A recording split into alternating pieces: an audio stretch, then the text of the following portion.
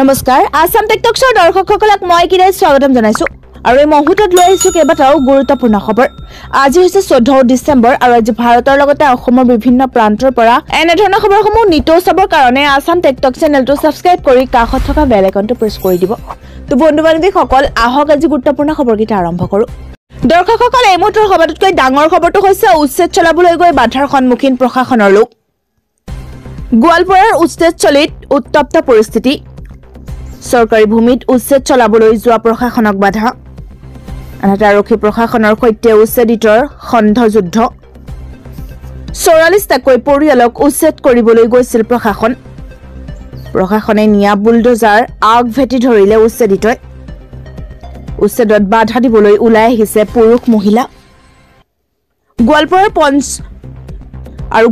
পঞ্চৰত্নত উচ্ছেদ চলাবলৈ গৈছিল প্ৰশাসনৰ লোক পৰৱৰ্তী বিগ ব্ৰেকিং নিউজটো হৈছে এই মাহতে হাজাৰ হাজাৰ পৰিয়ালে পাব চৰকাৰি ঘৰ চলিত মাহতে হাজাৰ হাজাৰ পৰিয়াললৈ চৰকাৰি ঘৰৰ সুবিধা ডিসেম্বৰ মাহত PMAYৰ পকী ঘৰ লাভ কৰিব 60,000 পৰিয়ালে ৰেচন কাৰ্ড থাকিলে চৰকাৰি পকী ঘৰৰ বাবে কৰিব পাৰিব আবেদন ডিসেম্বৰতে পঞ্চায়ত সচিবক ঘৰ প্ৰদান কৰি শেষ কৰিবলৈ নিৰ্দেশ আনহাতে ঘৰ প্ৰদান কৰি শেষ কৰিব নোৱাৰিলে পঞ্চায়ত সচিব বদলিৰ হুংকাৰ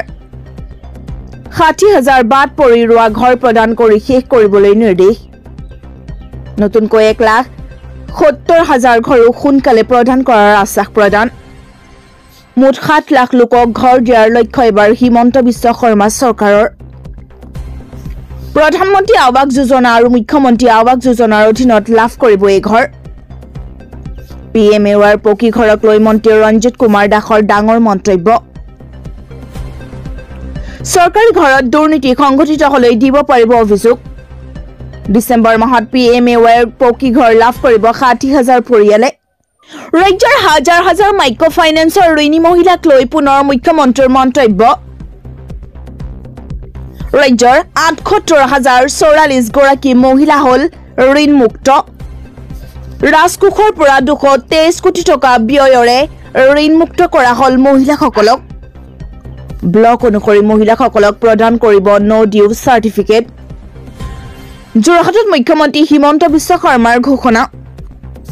মাইক্ৰ ফাইনেন্সৰ ঋণী মহিলাক লৈ পুনৰ মুখ্যমন্ত্ৰীৰ মন্তব্য ৰাহুল গান্ধীলৈ আদালতৰ সমন 10 জানুৱাৰীত আদালতত হাজিৰ হোৱাৰ নিৰ্দেশ ৰাহুল গান্ধীক লক্ষ্ণৌ আদালতে সমন জাৰি কৰিলে ৰাহুল গান্ধী বীৰ সাৱৰকাৰক লৈ বিতৰ্কিত মন্তব্য কৰি বিপদত ৰাহুল গান্ধী সংবাদমেলত সাৱৰকাৰক ব্ৰিটিছৰ চাকৰ বুলি অভিহিত কৰিছিল ৰাহুল গান্ধীয়ে সাৱৰকাৰক পেঞ্চনাৰ বুলি উপহাস কৰাৰ অভিযোগ ৰাহুল গান্ধীৰ বিৰুদ্ধে অভিবক্তা নিপেন্দ্ৰ পাণ্ডে ৰাহুল গান্ধীৰ বিৰুদ্ধে দাখিল কৰিছিল অভিযোগ আৰু 2022 চনত মহাৰাষ্ট্ৰৰ আকুলাত সংবাদমেলত সাৱৰকাৰক অপমান কৰাৰ অভিযোগ পুনৰ বিপদ বাহিল কংগ্ৰেছ নেতা ৰাহুল গান্ধীৰ বিজেপি চৰকাৰৰ দিনত চলিছে কমিছন ৰাজ আকাশ ফুকনৰ ভাইৰেল ফোন ৰেকৰ্ডিং এতিয়া প্ৰমাণ কৰিছে কমিছনৰ তথ্য আকাশ ফুকনৰ ভাইৰেল ফোন ৰেকৰ্ডিং সন্দৰ্ভত অখিল গগৈ প্ৰতিক্ৰিয়া বিজেপি চৰকাৰৰ দিনত চলিছে কমিছন ৰাজ পঞ্চায়ত নিৰ্বাচন দলীয় প্ৰতীকৰ পৰা মুক্ত কৰাৰ মাজেৰে অবাধ ধনৰ লেনদেনৰ পথ মুকলি কৰিব বিচৰা হৈছে CPM অসমত পঞ্চায়ত নিৰ্বাচন সম্পৰ্কে মুখ্যমন্ত্ৰীয়ে প্ৰকাশ কৰা কেতবোৰ মন্তব্যই সমগ্ৰ পঞ্চায়তী ব্যৱস্থা তথা ক্ষমতাৰ বিকেন্দ্ৰীকৰণ আৰু তৃণমূল পৰ্যায়ৰ গণতন্ত্ৰৰ প্ৰতি ভাবুকি সৃষ্টি কৰিছে পঞ্চায়তত যোগ্য ব্যক্তি নিৰ্বাচন কৰাৰ স্বাৰ্থত পঞ্চায়তৰ ৱাৰ্ডৰ ক্ষেত্ৰত ৰাজনৈতিক দলৰ প্ৰতীক অবিহনে নিৰ্বাচন অনুষ্ঠিত কৰাৰ গুৰুত্ব আছে বুলি মুখ্যমন্ত্ৰীয়ে বক্তব্য প্ৰদান কৰিছে অৰ্থাৎ সেই একেই যুক্তি আঞ্চলিক পঞ্চায়তৰ সদস্য আৰু জিলা পৰিষদৰ সদস্য নিৰ্বাচন কৰাৰ ক্ষেত্ৰত প্ৰযোজ্য কৰা নাই আঞ্চলিক পঞ্চায়ত আৰু জিলা পৰিষদৰ সদস্যসকল ৰাজনৈতিক দলৰ প্ৰতীকতে যেহেতু নিৰ্বাচিত হ'ব সেয়েহে তেনে লোক নিকা আৰু যোগ্য হোৱাটো বাঞ্ছনীয় নহয় নেকি এইখন সংঘৰ বিধান নহয় সংসদৰ প্ৰথমটো ভাষণত বিজেপিক তুলাধনা প্ৰিয়ংকা গান্ধীৰ জৱাহৰলাল নেহৰুৰ পৰিয়ালৰ চতুৰ্থ প্ৰজন্মৰ প্ৰতিনিধি প্ৰিয়ংকা গান্ধী ভাৰ্দাই যোৱাকালি প্ৰথমবাৰৰ বাবে সংসদত সম্বোধন কৰে। কেৰালাৰ ৱাইনাড সমষ্টিৰ লোকসভাৰ সদস্য প্ৰিয়ংকাই ভাষণত জাতিভিত্তিক লোকপিয়লৰ ওপৰত গুৰুত্ব আৰোপ কৰে। 2014 পিছত অসমত প্ৰৱেশ কৰা কোনো লোকে নাপায় আধাৰ কাৰ্ড, যোৰহাটত মুখ্যমন্ত্ৰীৰ মন্তব্য। দিনজোৰা কাৰ্যসূচীৰে শুকুৰবাৰে যোৰহাটত উপস্থিত হয় মুখ্যমন্ত্ৰী ডক্টৰ হিমন্ত বিশ্ব শৰ্মা। মুখ্যমন্ত্ৰীয়ে যোৰহাটত অনুষ্ঠিত বিভিন্ন কাৰ্যসূচীত অংশগ্ৰহণৰ উপৰি কেইবাখনো আঁচনি উদ্বোধন তথা শুভাৰম্ভণি কৰে। শুকুৰবাৰে যোৰহাট ষ্টেডিয়ামত অনুষ্ঠিত বিকাশৰ এক যাত্ৰা কাৰ্যসূচীৰ অংশ হিচাপে মুখ্যমন্ত্ৰীয়ে এক বিশাল ৰাজহুৱা সভা সম্বোধন কৰে আৰু উক্ত অনুষ্ঠানতে মাইক্ৰ ফাইনেন্সৰ ঋণ মাফৰ প্ৰমাণ পত্ৰ প্ৰদান, প্ৰাকৃতিক দুৰ্যোগত আক্ৰান্ত লোকক পুনৰ সংস্থাপনৰ বাবে এককালীন সাহায্য, প্ৰধানমন্ত্ৰী শুদ্ধ খাদ্য সংসাধন উদ্যোগৰ বাবে এককালীন সাহায্যৰ চেক প্ৰদান আদি আঁচনিৰ মুখ্যমন্ত্ৰীয়ে শুভাৰম্ভণি কৰে। গুৱাহাটীৰ মন্দিৰ চৌহদত যুৱতীক দলবদ্ধ ধৰ্ষণ কৰা 8 অভিযুক্তক আটক। ৰাজ্যত পুনৰ পোহৰলৈ আহিছে দলবদ্ধ ধৰ্ষণৰ এক ভয়ংকৰ ঘটনা। এইবাৰ ঘটনাৰ স্থান গুৱাহাটী মহানগৰীৰ বৰাগাঁৱৰ নিজাৰাপাৰত এগৰাকী যুৱতীক ধৰ্ষণ কৰি আৰক্ষীৰ জালত পৰিল 7 অভিযুক্ত। লগতে দলবদ্ধ ধৰ্ষণতে সীমাবদ্ধ নাথাকি অভিযুক্তই সামাজিক মাধ্যমত ভাইৰেল কৰিলে ইয়াৰ এক ভিডিঅ'। এক দেশ এক নিৰ্বাচন, অসমৰ বিৰোধী ৰাজনৈতিক দলৰ বিৰোধিতা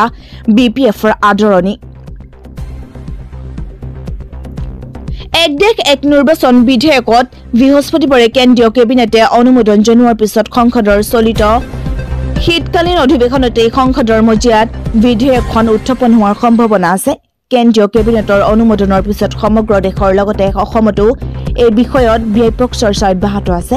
শাসকীয় দল বিজেপি আৰু বিজেপিৰ মিত্ৰ দলসমূহে এক দেশ এক নিৰ্বাচন ব্যৱস্থাক আদৰণি জনোৱাৰ বিপৰীতে অসমৰ বিৰোধী দলসমূহৰ মাজত বিধেয়কখনক লৈ মিশ্ৰিত প্ৰতিক্ৰিয়া অব্যাহত আছে। হলত ধৰিছে পুষ্পাটো।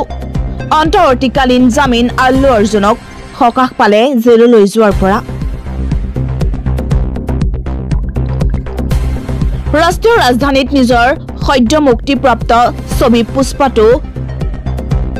জৰুলৰ সফলতা উদযাপন কৰাৰ এদিন পিছতেই ছুপাৰষ্টাৰ আল্লু অৰ্জুনক শুকুৰবাৰে হায়দৰাবাদ মহানগৰ আৰক্ষীয়ে সন্ধিয়া থিয়েটাৰ পদপিষ্ট গোচৰত গ্ৰেপ্তাৰ কৰে। এফালে য'ত চলচ্চিত্ৰখনে বিশ্বজুৰি বক্স অফিচৰ অভিলেখ ভংগ কৰি আছে, আনফালে একে সময়তে